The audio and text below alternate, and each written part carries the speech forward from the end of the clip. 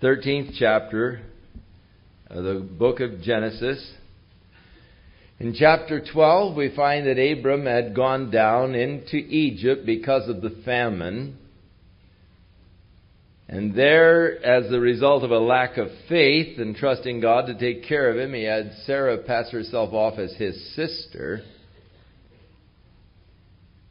God brought a plague upon the Egyptians because the Pharaoh had more or less taken her into his harem. And he rebuked Abram for the deception and ordered his men to allow Abram to travel freely. And so now Abram is returning from Egypt in chapter 13. He went up out of Egypt, he and his wife and all that he had, and Lot with him, into the south. That would be into the south part of the land of Canaan, into the area of Beersheba, Kadesh, Barnea, Hebron, there in the southern part. And Abram was very rich in cattle, in silver, and in gold. So God had blessed Abraham in a material way, rich in cattle, silver, gold. And he went on his journeys from the south, even to Bethel, unto the place where his tent had been at the beginning, between Bethel and Ai.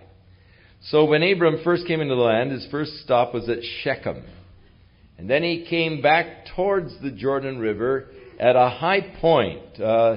This is the highest point in the Jerusalem range of mountains, which begins actually in the area of Samaria and goes almost to Beersheba. Just before you get to Beersheba, the Jerusalem mountains sort of fade out. But this is the highest point. And there is this mountain between the city of Bethel and Ai. The mountain in which he had just a tremendous view of the entire land. Abram, when he first came there, was able to see the entire land, and there he built an altar unto the Lord and worshiped the Lord. And now he returned again to this spot of Bethel. The place is actually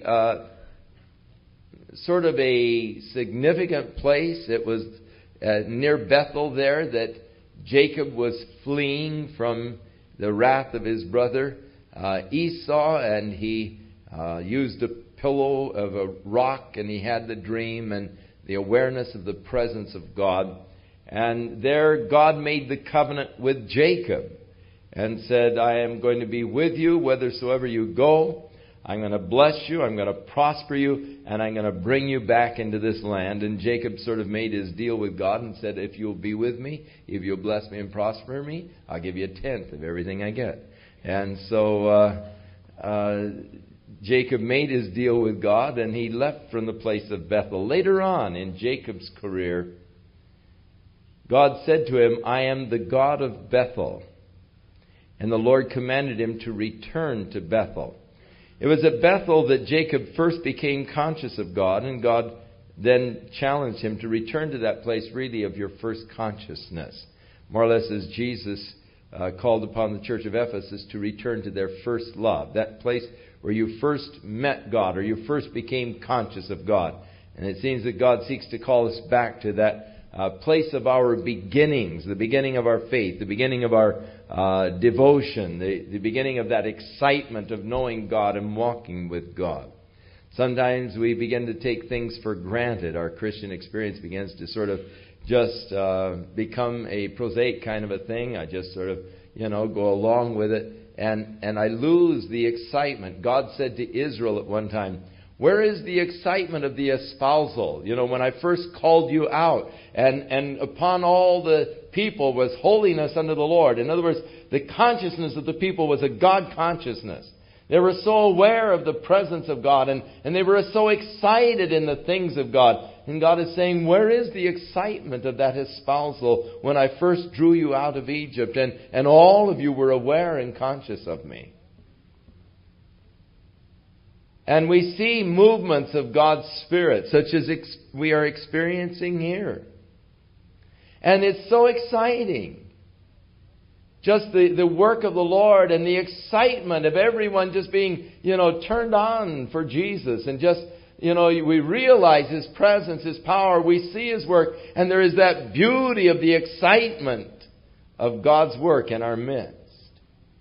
But it's always a sad and tragic day when that excitement begins to wane a bit and we begin to take for granted those things that at one time were so special and important and exciting to us. God help us that we will never take for granted His goodness, His grace, and the blessings that we've experienced. I pray that excitement shall never diminish. But each day we'll be excited with the presence of God and with the work and the power of His Spirit within our lives. That we'll never lose that just overawed kind of an experience that God is working in our midst. God is demonstrating His love and His power. That we'll always have that fresh relationship with Jesus Christ. And so Abram returned to Bethel, the place where he had built an altar and offered a sacrifice unto God. And God had first promised to him the whole land that was before him.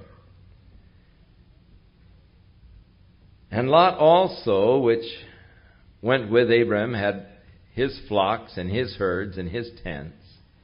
And the land was not able to bear them, that they might dwell together. For the substance was great, so that they could not dwell together. And there developed a strife between the herdmen of Abram's cattle and the herdmen of Lot's cattle. The Canaanite and the Perizzite dwelled in the land. And so here there began to be a division between Lot and Abram. Lot was Abram's nephew, but Lot's father Haran died very early. And Lot was left as an orphan. And so Abram more or less adopted, in as much as he did not have any children of his own up to this point. He had more or less adopted Lot and raised Lot. So Lot was really like a son to Abram and journeyed with him. But now they have both become very prosperous, the hand of the Lord's blessing upon their lives. And you remember Abram had about 300 men servants that he could arm for battle. It gives you an idea of the size of the multitude that was going with Abram. And Lot was probably just about in the equal position. And so because the land just wasn't big enough for all of them to graze their cattle and sheep together, and strife began to rise up between the servants of Lot and the servants of Abram. Abram called Lot, and he said unto him, Let there be no strife, I pray thee, between me and thee, and between my herdmen and thy herdmen, for we are brothers. Is not the whole land before thee? Separate thyself, I pray thee, from me, and if you will take the left hand, I will go to the right. If you'll depart to the right hand, then I will go to the left. And Lot lifted up his eyes, and beheld all the plain of Jordan, that it was well watered everywhere, before the Lord destroyed Sodom and Gomorrah. It was even as the garden of the Lord, like the land of Egypt, as thou comest to Zorah. So, at that time, of course, it was not too long after the flood. The great African rift was probably somehow related to the flood. As we mentioned, there was a whole change of the geographical surface of the earth at the time of the flood. And in the beginning, the Dead Sea was formed actually because there was no outlet for the Jordan River. And in the beginning, there would not have been the high salt content, which has been leached out of the soil through the years. And because there is no outlet for the Dead Sea, all of the mineral salt contents has just continued to build up over the millennia. So that today, of course, it's not possible that anything can live in the Dead Sea. But at that time, there was probably not the high concentration of salts that we have today. And before Sodom and Gomorrah were destroyed, it was all well watered, and it was a place of really lush vegetation. Of course, you're in a deep depression, 1,200 feet below sea level, almost 1,300 feet below sea level, there at the surface of the Dead Sea. And the weather is tropical type weather. It gets very hot in the summertime and stays quite mild in the wintertime. Usually in the wintertime it is in the 70s, high 70s, low 80s, can get up into the 90s even during the wintertime down there. And so it's great for growing tropical kind of foods, papaya, mango, and of the tropical types of foods, and of course all kinds of vegetation, citrus fruits and so forth grow very profusely down there around Jericho today, where they have a good water supply, a fresh water supply. So it is interesting because you're in such a deep rift, so low, that there are springs that just come out of the mountains and flow then on into the valley. And before the destruction of Sodom and Gomorrah, much more, it was like the Garden of the Lord. It was like the Garden of Eden.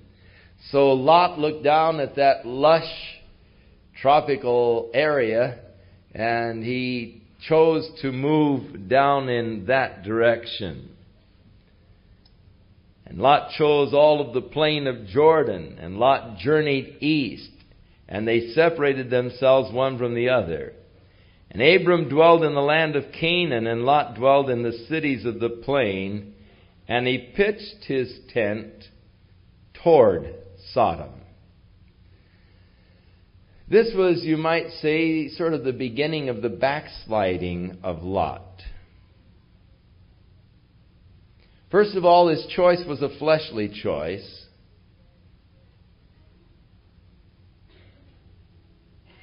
He really didn't consider Abraham and Abram's needs. But looking to himself first, he chose the plain of Jordan, and then he pitched his tent toward Sodom. The next time we find him, he is sitting in the gates of Sodom. Or actually, he's living in Sodom because he's captured as he lives in Sodom. So, at the beginning, pitching towards Sodom, attracted somehow by this wicked city. But the men of Sodom were wicked and sinners before the Lord exceedingly. It was a very wicked place. And yet Lot seemed to be somehow attracted by it. There does seem to be a certain type of an attraction to sin. Satan does make it look very attracting. There is a way that seemeth right unto man, but the end thereof are the ways of death. You want to look down the road and find out what it leads to. Sin can be very exciting. Sin can be very thrilling. It would be wrong to say that it isn't. It can be very pleasurable. But it eventuates in death. The wise man will look down and see, where is the road leading? It might be a fun road to travel. It might be filled with allurement, excitement. But where's the path leading me? My ambition is to someday ride the rapids, either in the Grand Canyon or up in Idaho. I just would love to get on a raft and go down the rapids. I think that it would be I'm just looking forward to someday doing that. Either now or in the millennium, but someday I'm going to ride the rapids. But there are rapids that I have no desire to ride.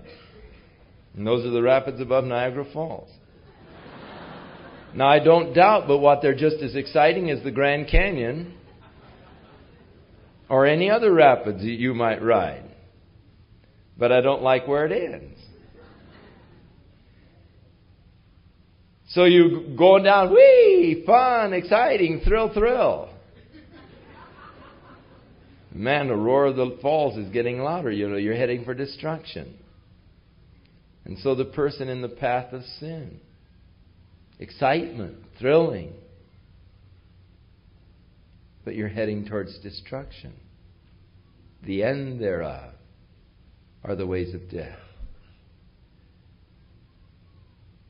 Lot was attracted. He pitched his tent towards Sodom, this exceedingly wicked and sinful city, even before Lot ever got there.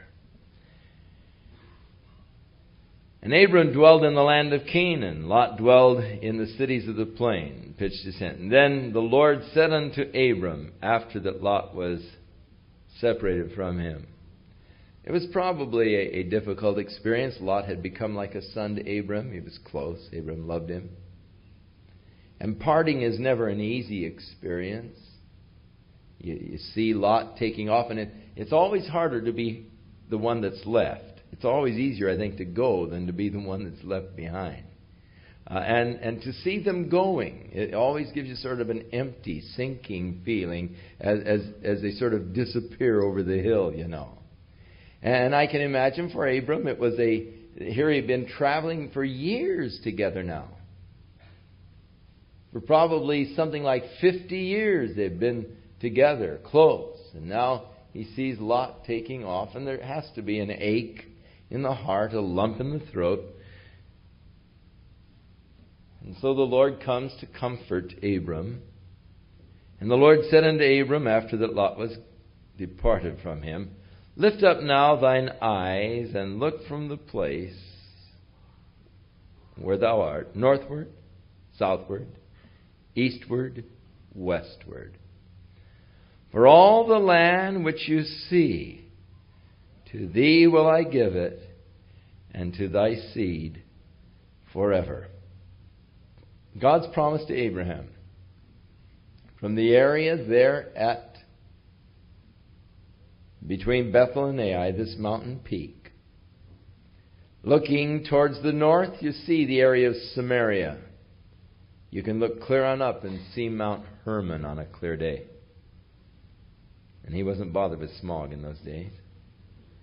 Looking towards the east, you see the mountains of Moab.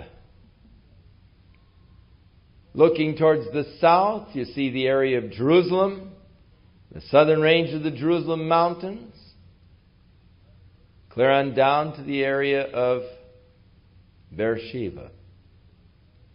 Looking towards the west, you see the Sharon plains and the Mediterranean.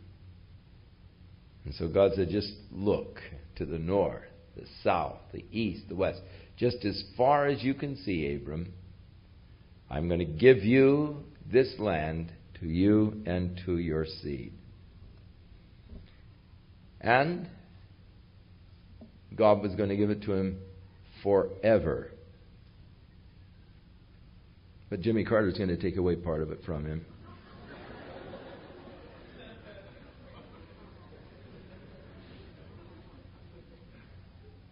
What's that make him?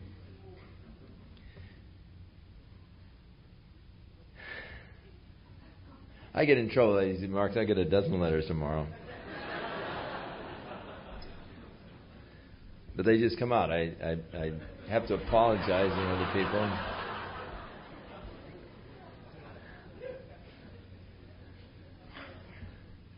I guess I'm too open. I just say what's in my mind. But anyhow. And I will make thy seed as the dust of the earth, so that if a man can number the dust of the earth, then shall thy seed also be numbered. Now God promised, hey, I'm going to multiply your seed like the dust of the earth. Now, later on, we will get to it this evening, a little later on. God said to Abram in chapter 15, look up into the heavens. And I am going to make your seed like the stars of the sky, innumerable. Hey, that's an interesting thing. Because modern science in that day thought that there were 6,126 stars. They didn't think they were innumerable. Many of the ancient people had counted the stars And up until the time of Galileo, we didn't realize that there were so many stars out there in the universe. But now, they estimate the number of stars to be just so vast that you really can't count them all. There are billions of galaxies, like our Milky Way galaxy, and there are billions of stars in our Milky Way galaxy. Someone has estimated that there might be as many as 10 to the 25th power stars. But it's also interesting, they've estimated that if you would take the amount of sand in a cubic inch and take the volume of the earth, there's probably 10 to the 25th power grains of sand that make up the earth. So in God saying, I'm going to make your seed as the sands of the sea, or as the dust of the earth, and then as the stars of heaven, they're probably sort of an equal number here. But the interesting thing is, God said the whole idea is that they'll be innumerable. You won't be able to count them. Now, God's promise was that you can't count them, and David's sin was what? He tried to count them. He took a census.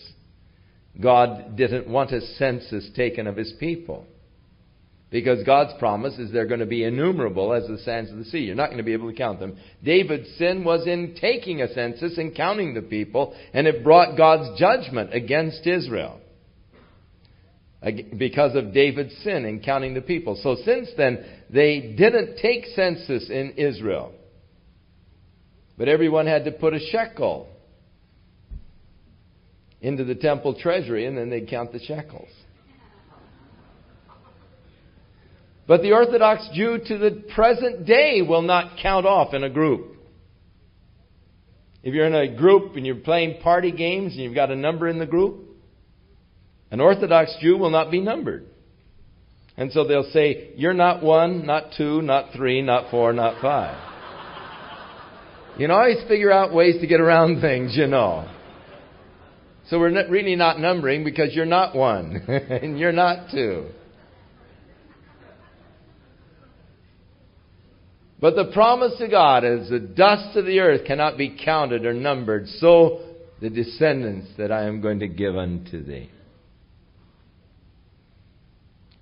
Now the Lord said, arise and walk through the land, through the length and the breadth of it, for I will give it unto thee. Then Abram removed his tent and came and dwelt in the plain of Mamre, which is in Hebron, and built there an altar unto the Lord. So Abram moved from the place about 20 miles north of Jerusalem, or 12, 15 miles north of Jerusalem actually, to a place approximately 22 miles south of Jerusalem, still on the Jerusalem hills, or the mountains of Jerusalem, they call them, down now south of the valley of Eshcol. Now Eshcol was a place with a beautiful stream and well watered, and the grapes in the area of Eshcol were just phenomenal. They still are today. Some of the most delicious grapes ever had in our life came from the valley of Eshcol.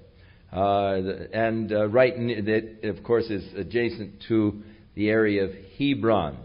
When Joshua and Caleb came spying out the land some 400 years later, in order to prove to the people that the land was a very fertile land, they picked a cluster of grapes that was so big that they had to carry it in a staff between them. And they took back this huge cluster of grapes to show the people, hey, this land is really fertile. This is great. So Abram moved south, plains of Mamre, which are near Hebron, some 20 miles or so, south from Jerusalem. This is the end of Side 1. For Side 2 of this message, please turn the cassette over at this point.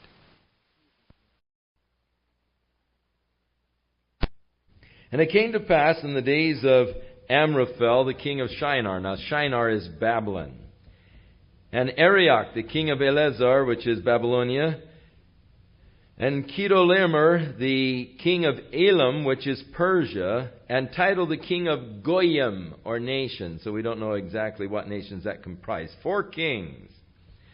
They made war with Bera, the king of Solomon, with Birsha, the king of Gomorrah, and Shinab, the king of Admah.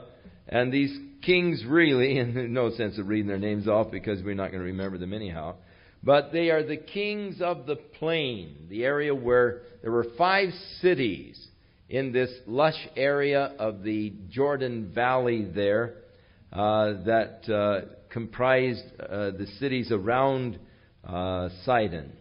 Now, these were joined together in a confederacy in the valley of Siddim, which is the Salt Sea. And 12 years they served Chedorlaomer. So the Chedorlaomer, the king of Persia, had conquered the area and had put them under tribute. And they had been under tribute for 12 years. In the 13th year, they rebelled against the tribute. 13 is a very interesting number, the number of rebellion. And so it is significant that it was in the 13th year that they rebelled. The number 13 is a number that does appear in other places. It's always a number of rebellion. It happens to be the number of Satan. Every name for Satan in the Greek, when you take the gematria, the numeric value of those names, and total it up, it's always divisible by 13. Very interesting thing. I don't know what it means, but it is just the number of rebellion and has been scripturally the number of Satan, the number 13. And that is why 13 has become considered as an unlucky number. And that is why whenever you get into Spiritism, spiritual seances and so forth, and you begin to dabble in those realms of Spiritism, the number 13 becomes a very significant number. I don't know if you've ever been through the Winchester Rifle House. The woman supposedly was being directed by the spirits in the building of that house, and she had men working there continually. But as you go through the house, you'll find 13 windows in a room, or you'll find 6 steps down, 7 steps up, and the number 13 is woven through the house all the way, in the dimensions of the rooms, in the number of windows, in the steps, and so forth.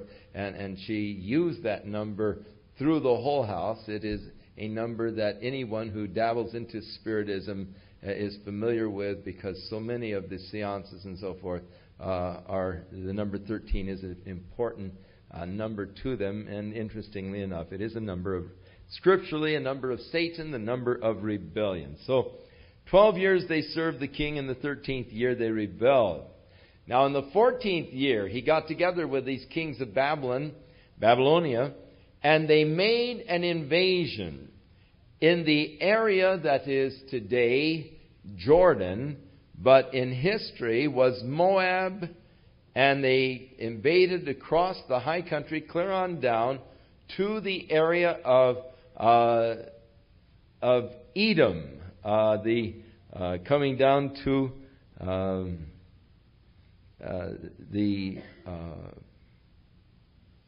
it gives you the city, all of the cities that they conquered here, and they came on finally across to Kadesh. They came south and then began to move west as they came to the area of Edom, and Mount Seir is where it was, and then across to Kadesh. Having conquered all of these cities, and archaeology has certainly confirmed this particular part of history here in the Bible, as they have uncovered vast cities that were never rebuilt. They just totally wiped out the cities and all, took the spoils, and the cities were never rebuilt. They have dated the ruins and so forth to about the 17th century BC to the 19th century BC, so that it puts it about the time of this invasion. And they've actually discovered many of these cities that are named here, and the ruins of these cities, as they have put their spade to the tells and have uncovered really a vast civilization that once existed there. But they were wiped out by this invasion of the Babylonian confederacy with the Persian confederacy of kings. Now, the whole purpose of the invasion was ultimately to get at Sodom, these 5 cities of the plain that had rebelled against the tribute that they were paying to Chedorlaomer, the king of Elam. And so they came, in verse 10, to the valley of Siddim, which was full of slime pits. Now, the word slime pits is actually the asphalt pits. This was an area of a lot of tar, asphalt pits down there in the valley, which, when God sent fire from heaven to consume Sodom, probably set these things on fire, and they probably burned for months. Once you get that hot enough to where it's ignited and burning, it probably went on and on and on. So it was an area that was full of slime. It's an interesting thing that in the Tower of Babel they used pitch for mortar. The word pitch there again is a word that signifies tar. Rockefeller, when he read the Bible, saw that and figured, hey, if it's tar, there must be oil.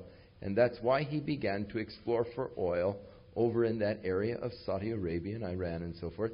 And that's why he became such an extremely wealthy man. He read his Bible and used his head.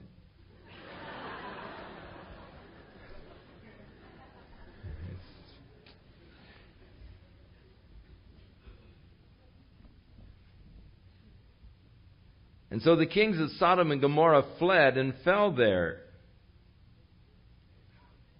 And they that remained fled into the mountains. Now, of course, if you're down there, man, you know that there's all kinds of steep cliffs and caves and hiding places. And Masada, one of the mountains down there that would overlook the area that was once Tyre and Sidon. And so these kings took all of the goods of Sodom and Gomorrah and all of their victuals, supplies, and they went their way. And they took Lot, Abram's brother's son, who dwelt in Sodom, and his goods, and departed. And there came one that had escaped, probably one of Lot's servants. And he told Abram in the Hebrew, and of course this is the first time the word Hebrew is used. It probably comes from the name of his great-great-great-grandfather, Eber. And so he was called the Hebrew here. It's a name that was adopted later. But Israel was the name that really is adopted for the people because of Jacob. And Israel defines more the nation that God had blessed. The Hebrews would include actually the Arabs in a technical sense because they are the descendants of Ishmael. For he dwelt in the plain of Mamre, the Amorite, brother of Eshcol and brother of Aner. And they were confederate with Abram. So Abram had these others that he was dwelling in this area of Mamre with. Eshcol, from whom the valley of Eshcol became named later on. And his 2 brothers, Mamre and Aner. And when Abram heard that his brother, that is Lot, was taken captive, he armed his trained servants that were born in his own house, 318, and he pursued them unto Dan. So, gives you the size of Abram's wealth and all, that he had 318 men who were his own servants that he could arm for battle. Now, you can imagine, if you had that many servants, you'd have a real food supply problem. Feeding everybody because you're responsible to take care of them all.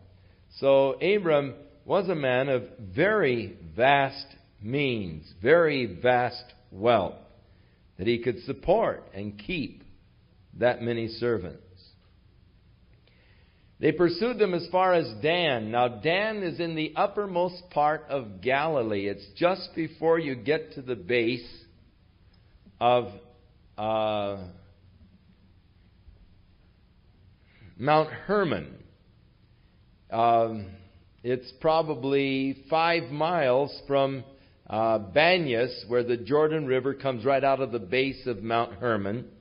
And so you're clear on up at the northern end of the upper Galilee, which means from the area of Hebron, he pursued them about 125 miles, which, without armored weapons carriers and so forth, that was a pretty long jaunt for these guys to go, figuring that on sort of a forced march you can get 25 miles a day.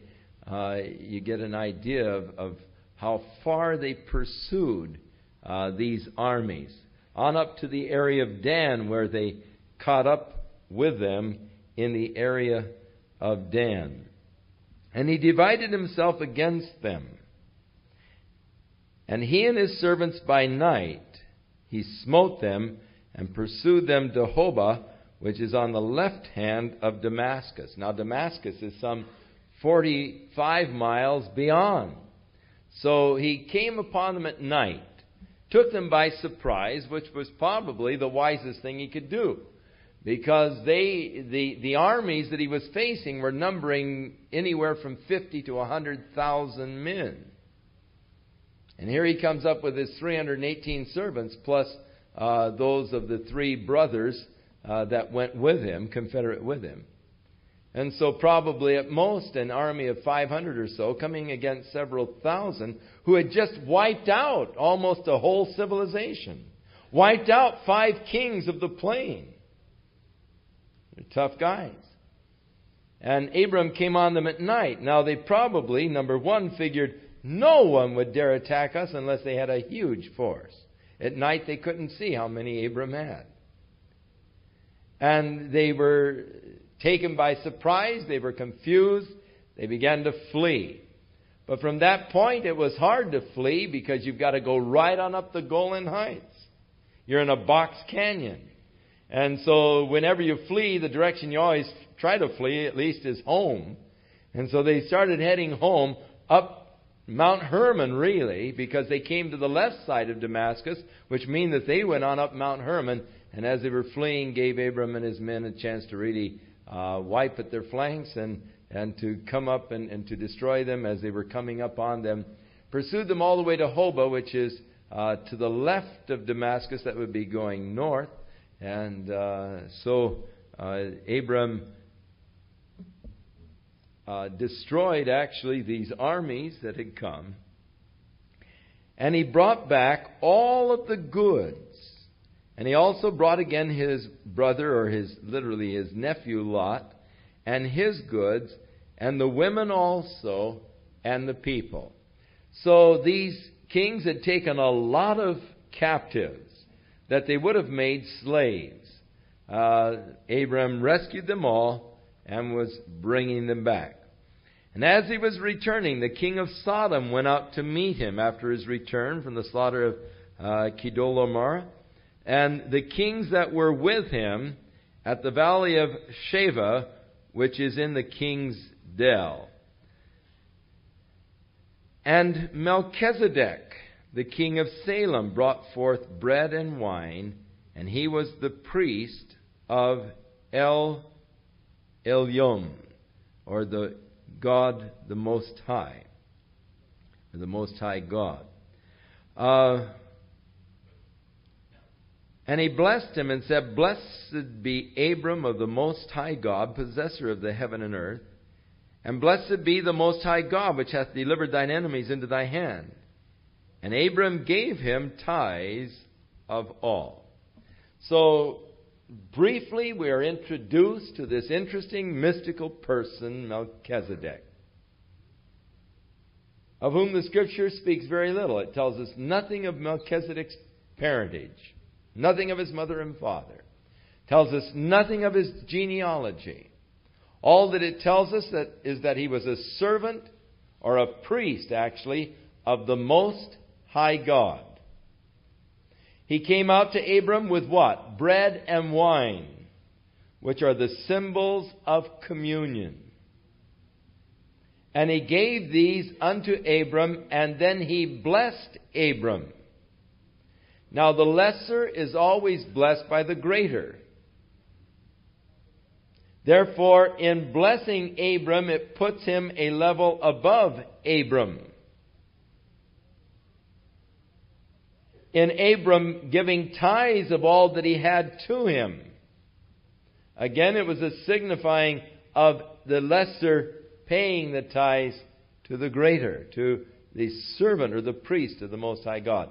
So Abram received the blessing, recognized the man as a priest of the Most High God, gave tithes of all of the spoils that he had taken unto him.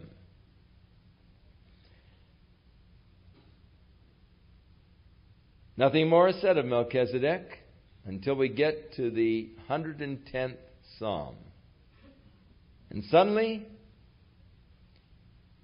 out of nothing that seems to relate to the rest of the 110th Psalm, we read the words, I have sworn and will not repent. I have made thee a priest forever after the order of Melchizedek. Now, Abraham's son Isaac had a son, Jacob, who had 12 sons. One of Jacob's sons was Levi. And when the law was established, Levi was the tribe that was to become the priestly tribe. And so they were called the order of Levi, or the Levitical order of priesthood.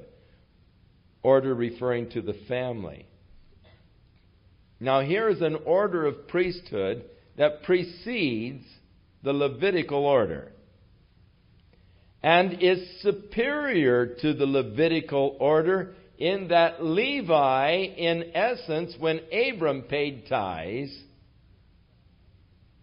the great-great-grandfather of Levi, Levi in essence was paying tithes unto Melchizedek. So it puts the order of priesthood of Melchizedek in a superior order to the Levitical order.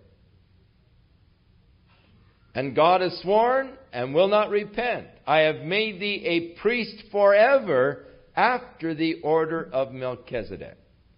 That psalm had to remain a mystery, as did Melchizedek himself, until we come to the book of Hebrews, when the mystery begins to unravel.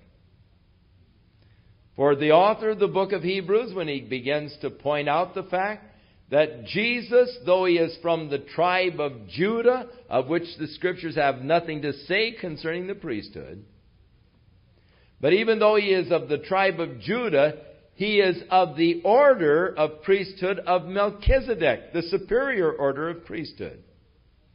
Thus he can be the great high priest of those who will come unto God through him. Now Melchizedek was called the King of Righteousness as well as the King of Peace. King of Peace is Salem, which is the early name for Jerusalem. So he was one of the first kings of Jerusalem. But he was also called the King of Righteousness. Now it is interesting when he refers to Christ, who is of the order of Melchizedek. And he talks about Christ making intercession for us as our great high priest. Wherefore we have a great high priest, even Jesus Christ, the righteous. Again, the repetition of that word, the righteous, King of righteousness. We have a great high priest, Jesus Christ, the righteous one, literally, who has entered into heaven for us. Now you see how the Word of God is so beautifully tied together. Here's just a little snatch in Genesis. By itself, we don't understand it very much. If that was all that was said, Melchizedek would be just lost in history as a mystical character. We know very little about him. And then when David comes along in Psalm 110 and said, I have sworn and will not repent, I have made thee a priest forever after the order of Melchizedek, you think, what in the world is David talking about? Psalm doesn't make sense.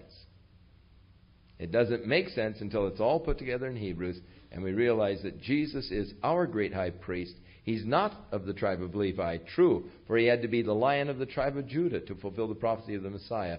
But he is also the priest, but not after the Levitical order, after the order of Melchizedek, who has neither mother nor father or genealogy. Now, there are many Bible scholars who believe that Melchizedek was none other than Jesus Christ himself. Very possible. Jesus said to the Pharisees, Abraham rejoiced to see my day and saw it. They said, what do you mean Abraham saw you? You're not 50 years old. So Jesus could have been referring to this particular incident. Now, after Abram received the elements of communion, the bread and wine, received the blessing,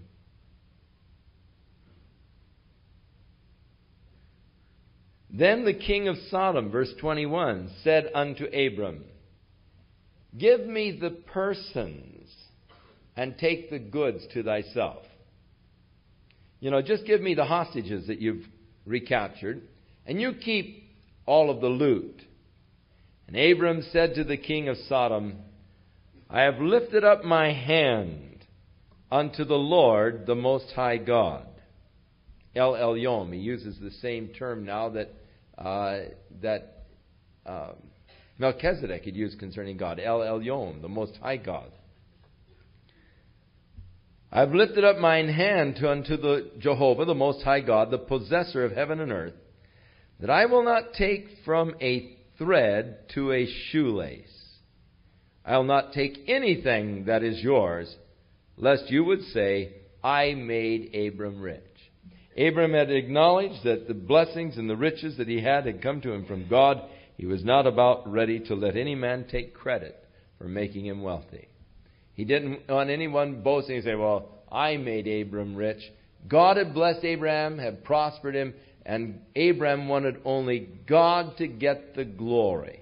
So he refused to take any, not even a thread or a shoelace. He said, except just the food that these young men who went to battle with me have eaten and so forth, and these others, let them have their share. But I'm not going to take anything because I don't want you saying, I made Abram rich. It's an important lesson for us to learn, and that is never take the vows for the work of God. Or never let man take the credit for the work of God.